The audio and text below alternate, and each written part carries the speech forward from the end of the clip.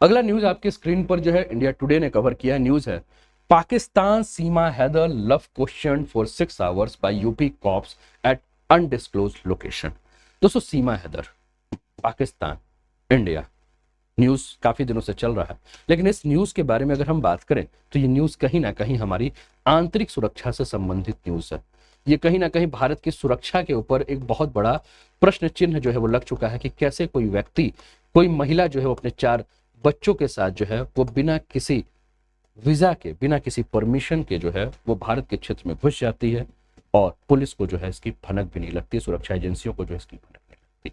मान लीजिए मीडिया के माध्यम से मामला इतना खुल गया, लेकिन उसके बाद भी कई सारे प्रश्न ऐसे अभी भी दबे हुए हैं जिसके बारे में उत्तर नहीं मिला। ये तो पहला ऐसा सीमा हैदर का केस नजर आ रहा है। ना जाने साल भर में कितने हजार सीमा हैदर जो हैं वो भारत की सरहदों को पार करके भारत के लिए एक खतरा बन चुके। पुलिस प्रशासन, सुरक्षा एजेंसी, जो भी इंटेलिजेंस डिपार्टमेंट है, उन सभी के लिए बहुत बड़ा प्रश्न है और उन सभी के गाल पर एक बहुत बड़ा तमाचा ये सीमा हैदर के रूप में आपको देखने को मिलेगा। इस टॉपिक को मैं लेकर नहीं आ रहा था, लेकिन कई सारी ऐसी बातें थी जिनको लेकर आज आपके सम्मुख जो है मुझे हाजिर होना पड़ा। तो बड़े ध्यान से इस टॉपिक को सुनिएगा और समझिएगा कि किस प्रकार से हमारी आंतरिक सुरक्षा के लिए बहुत बड़ा खतरा है। दोस्तों, आप बार बार न्यूज में हनी ट्रैपिंग का और बहुत सारे देखते होंगे जिसमें हमारी सुरक्षा एजेंसी के या हमारे डीआरडीओ के जो या हमारे आम आदमी जो है वो हनी ट्रैप में फंस जाते हैं और कहीं ना कहीं आईएसआई के लिए जो है वो एक डर के मारे जो है काम करते हैं। हनी ट्रैप जिसमें कि हमने देखा है कि कई अश्लील वीडियो के माध्यम से या मॉफ वीडियो के माध्यम से जो है उसको ब्लैकमेल किया जाता है, कभी धन की उगाही होती है या कभी देश विरोधी कोई काम जो है उनसे करा दिया जाता है। सीमा हैदर जब भारत में आई तो भारत में आने के बाद वो दिल्ली के पास के क्षेत्र में रही, लेकिन ना पुलिस को भनक लगी ना किसी को भनक लगी। उसके बाद मीडिया ने उसको इस प्रकार से हाईलाइट कर दिया, मीडिया ने इस प्रकार से उनका स्वागत किया, जिसमें मीडिया के ऊपर भी जो है वो कहीं ना कहीं, ये मीडिया के लिए भी अगर हम बात करें तो हमारा जो मीडिया है जिसको कि हम अपने लोकतंत्र का चौथा स्तंभ मानते हैं, कहीं ना कहीं जो है वो मीडिया भी अगर हम बात करें तो एकदम घटिया प्रवृत्ति या गिरी हुई जो है नीचता का काम जो है वो करता हुआ नजर आ रहा है। उत्तर प्रदेश पुलिस के एटीएस ने जो है वो कल सीमा हैदर को हिरासत में लिया है और हिरासत में इसलिए लिया है क्योंकि एटीएस के पास ये जो खबर इंटेलिजेंस ब्यूरो से आई है कि सीमा हैदर का जो चाचा है या उसका जो भाई है वो पाकिस्तानी सेना का जो है वो सिपाही है और अच्छे पोस्ट पे है। तो उसके बाद यूपी एटीएस ने जो है, उत्तर प्रदेश एटीएस ने जो है, ठीक है, जो उसने जो है इसके ऊपर जो है उसको कब्जे में लेकर और बहुत सारे पूछताछ की हैं, इसको लेकर हम लोग समझते हैं। लेकिन एक मीडिया का जो एक वीडियो मैं आपको दिखा रहा हूं जो कि आप सभी लोगों ने देखा होगा, ठीक है।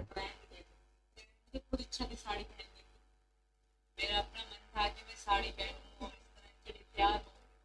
तो यहाँ औरतें पति के लिए अपनी मांग भरे रखती हैं, तो आई लव दैट, मुझे बहुत अच्छा लगता था ये सब। मैं सोचती रहती हूं बिल्कुल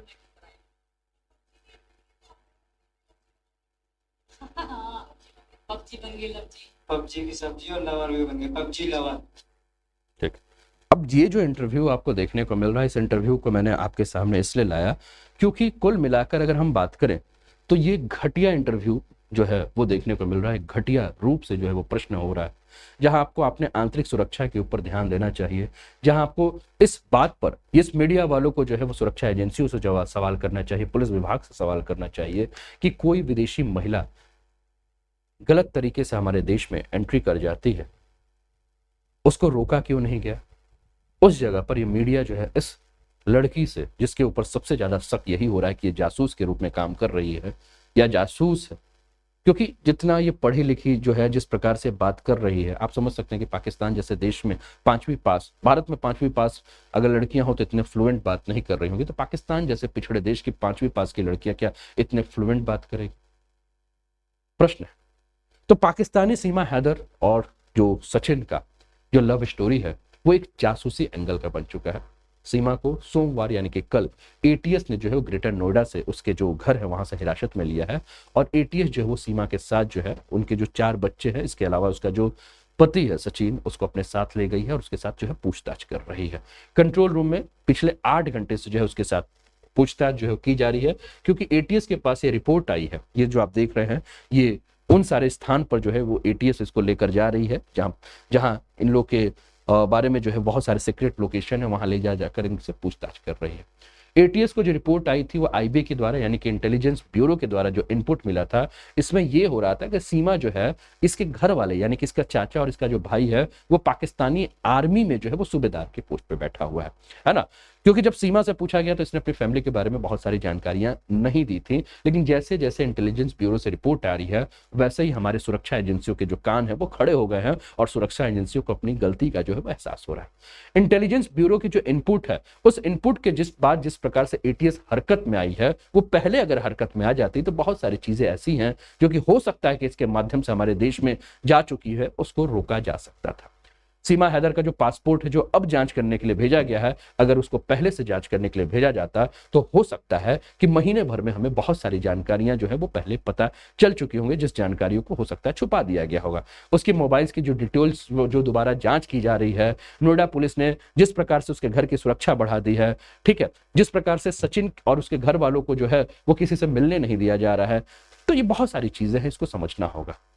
अब जो प्रश्न उठ रहा है कि कहीं ना कहीं ये पाक के खुफिया एजेंसी यानी कि आईएसआई से इसका कनेक्शन है, ये पहले ही समझना होगा कि कोई लड़की जो है अपने पति को छोड़कर जो है 4 बच्चों के साथ दुबई से काठमांडू और काठमांडू से भारत होकर आती है, जिसके पास भारत का कोई आने का वीजा नहीं है, इसके पास जो है जो पासपोर्ट है वो भी नकली है, इनके बच्चों के जो पासपोर्ट, यहां तक कि आधार कार्ड भी जो है इसके पास भारत के बन गए हैं।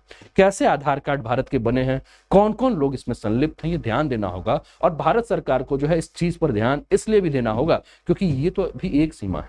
मैंने कहा ना कि साल भर में कितने हजार सीमाएं जो हैं वो भारत में अवैध तरीके से प्रवेश करके भारत की सुरक्षा एजेंसियों के लिए, भारत के लिए खतरा बन गई हैं, ये अभी भी सरकार को समझ में नहीं आ रही। तो सीमा हैदर का जो मामला आया, इसको पाकिस्तानी एजेंसी आईएसआई से जब कनेक्शन किया जा रहा है और जब जांच किया जा रहा है तो बहुत सारे ठोस सबूत मिले तो नहीं है, लेकिन मामला जब ठोस सबूत नहीं मिला तो लव एंगल की तरफ हो गया, लेकिन जब आईपी से जो इनपुट मिली आईबी से, तो ये मामला जो है वो जासूसी के एंगल से जो है वो हो गया। तो प्रश्न यही उठ रहा है कि सीमा कहीं ऐसा तो नहीं कि पाकिस्तान की जासूस के रूप में यहां काम कर रही है, और उसका आईएसआई से कनेक्शन क्या है, उसका फोन जो टूटा हुआ है उस टूटे फोन को लेकर वो क्यों चल रही है, उसके पास जो सिम है वो पाकिस्तान का सिम है, उसने जो भी कॉल किया वो व्हाट्सएप कॉल किया है। तो बहुत सारे प्रश्न जो हैं वो देखने को मिल रहे हैं।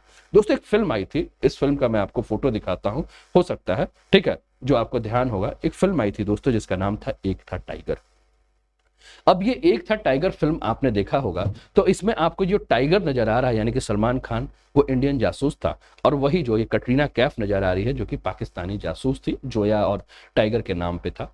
तो कुछ इसी प्रकार की कहानी जो है वो आपको ये सीमा हैदर वाली भी देखने को मिलेगी, है ना, जिस कहानी के ऊपर हम लोग जो है वो बात कर रहे हैं, ठीक है। तो ये फिल्म के बारे में जो कि हम लोगों ने बात किया कि कुछ ना कुछ इसकी कहानी जो है वो इसी फिल्म से जो है वो मिलती जुलती है, जो कि ये फिल्म आई हुई थी एक था टाइगर। अब इस कहानी में अगर हम बात करें तो लव, गेम, धोखा, जासूसी, सभी के सारे एंगल जो है वो देखने को मिलते हैं, और इंडियन एजेंसी इस बात की जांच कर रही है क्योंकि कहीं सीमा हैदर जो है काफी बुरा होगा। थोड़ा सा हम ये पूरा का पूरा इस मामले को समझते हैं। सीमा और सचिन की मिस्ट्री 2019 में सीमा हैदर पहली बार पबजी के माध्यम से अगर हम बात करें तो जो जानकारियां अभी तक पुलिस रिकॉर्ड में है उस रिकॉर्ड के हिसाब से मैं बात कर रहा हूं कि दोनों ऑनलाइन मिले। 2022 में सीमा के पिता गुलाम रजा की मौत हुई, उसने भारत आने के लिए वीजा अप्लाई किया लेकिन नहीं मिला। 10 मार्च 2023 को पहली बार नेपाल आई, सचिन भी भारत से नेपाल आया, माफ कीजिए गया। 7 दिन तक दोनों नेपाल के काठमांडू में न्यू विनायक होटल में रहे, फिर सीमा पाकिस्तान चली गई। 10 मई 2023 को दोबारा से सीमा 4 बच्चों के साथ वीजा लेकर नेपाल आ गई। सीमा काठमांडू में रुकी, वहां से वैन के जरिए पोखरा गई।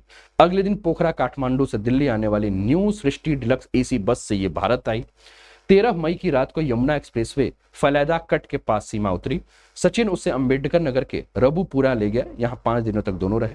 दोनों नेपाल के पशुपति मंदिर में शादी की थी, और ये सारी की सारी बातें आपको नजर आ रही हैं, वो एफआईआर में जो लिखी हुई बातें हैं वो आपको देखने को मिल रही। आगे बढ़ते हैं। सीमा का जासूसी एंगल अगर हम बात करें तो सीमा सचिन के पास पुलिस ने 3 आधार कार्ड बरामद किए जो कि तीनों के तीनों फर्जी थे। आधार कार्ड को एडिट कर सीमा को सचिन का पत्नी बनाया गया था। सचिन अपने पिता नेत्रपाल को सीमा से मिलवाने जंगल ले गया। 30 जून को दोनों बुलंदशहर में कोर्ट मैरिज करने वाले थे। सीमा बच्चों को लेकर वकील के पास गई थी।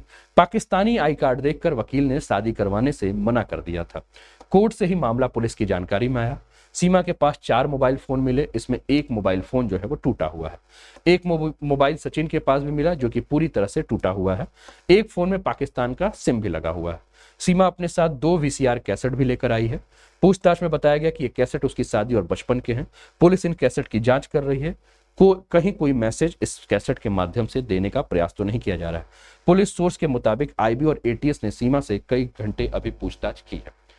अब एक तीसरा एंगल जिससे हम बात करें, पुलिस अब जांच के लिए नेपाल जाना चाहती है, विदेश मंत्रालय से परमिशन मांगी है। नेपाल में पुलिस उस होटल में जाएगी जहां सीमा और सचिन 7 दिन तक रुके थे। पुलिस नेपाल में उन लोगों तक पहुंचना चाहती है जिसने सीमा की भारत में एंट्री कराई। पुलिस को शक है कि सिर्फ सचिन के साथ प्लान करके सीमा भारत तक नहीं आ सकती है। भारत में जासूसी, सरहदी सूचनाओं से जुड़े शक पर मिलिट्री इंटेलिजेंस को भी जांच में शामिल किया जाने की बात हो रही। पाकिस्तान से सीमा फोन लेकर आई, लेकिन नेपाल में उसने पाकिस्तानी सिम का इस्तेमाल नहीं किया, इसने नेपाली सिम खरीदकर उसका यूज किया। सीमा ने नेपाल से भारत आते समय एसएसबी यानी कि सीमा सुरक्षा बल जो कि नेपाल इंडिया के बॉर्डर पर रहते हैं उनको चकमा दिया और उसने कहा कि मेरे बच्चे की तबीयत खराब है। सीमा ने 2 बार बस यात्रियों से हॉट स्पॉट लेकर व्हाट्सएप पे कॉल पर बात की। सीमा के पास पुलिस को एक टूटा फोन मिला, आखिर वह फोन क्यों रखी थी पता नहीं। फोन का डाटा रिकवर किया जा रहा है क्योंकि बहुत सारी डाटा जो है वो डिलीट किया जा चुका है। सचिन और सीमा दोनों ही इंस्टाग्राम और व्हाट्सएप पर ही चैटिंग और कॉल पर इन लोग बात कर रहे हैं। सीमा के मोबाइल्स के अधिकांश चैट जो है वो डिलीट हो गए हैं। एटीएस IBLIU ने हिरासत में सीमा और सचिन से 48 घंटे तक जो पूछताछ की, उसी के आधार पर जो डेटा है वो आपके सामने आपके स्क्रीन पर देखने को मिल रहा है। अब चौथा एंगल जो है जिसके ऊपर हम बात कर रहे हैं, ये चौथा एंगल क्या है? सीमा की पहली शादी फरवरी 2014 में पाकिस्तान में सिंध के ही गुलाम हैदर के साथ हुई थी। सीमा और गुलाम ने लव मैरिज की थी। सीमा का पहला पति गुलाम हैदर जखरानी अब सामने आया है। गुलाम हैदर कराची के टाइल्स लगाने का काम करता है। गुलाम 2019 में सऊदी अरब में काम कर रहा और इसी बीच दोनों का तलाक हो गया। गुलाम पिछले 3 साल से सीमा से मिला नहीं था। सीमा के पूर्व पति ने बताया कि उसका संपर्क एक मिस कॉल के जरिए सीमा से हुआ था। फिर दोनों 3-4 महीने तक फोन पर ही बातें कर रहे थे। सीमा का सचिन के साथ लव स्टोरी कुछ ऐसा ही है। सीमा को सचिन से पबजी के जरिए प्यार हुआ और फिर सीमा पाकिस्तान से भारत आई। ये दोनों कहानियां जो हैं वो जांच एजेंसियों को खटक रही है क्योंकि जांच एजेंसी को इसके ऊपर भी शक है कि ये सही उसका पति है या ये भी जो है वो एक एजेंट के रूप में काम कर रहा है। जिस प्रकार से पूरे इंटरव्यू में अगर आप लोग इन दोनों के फेस को बहुत ध्यान से देखोगे तो इनका मुस्कुराता हुआ चेहरा जो है वो भारत के लिए एक तकलीफ लेकर आने वाला है। जांच एजेंसी अगर समय पर इन सभी की तहकीकात नहीं करती हैं तो भारत के लिए एक बहुत बड़ी मुसीबत जो है वो आने वाली है, जिसको भारत को समझना होगा। सीमा की तरह कई सारे ऐसे लोग अभी भी भारत के अंदर छुपे हुए हैं जो भारत विरोधी गतिविधियों में संलिप्त हैं, जो कि नाम बदलकर, गलत आधार कार्ड लेकर, गलत वीजा लेकर, गलत पासपोर्ट के माध्यम से भारत में छुपे हैं। जांच एजेंसियों को, इंटेलिजेंस ब्यूरो को बहुत ही बारीकी से उन सभी का जांच करने की आवश्यकता है। जांच एजेंसियों को नेपाल के बॉर्डर पर जांच को बढ़ाने की आवश्यकता है क्योंकि नेपाल का बॉर्डर एक ऐसा बॉर्डर है जहां किसी भी प्रकार से किसी के भी आई कार्ड को लेकर और बहुत सारी चीजों को बहुत ही ध्यान से चेक नहीं किया जाता है।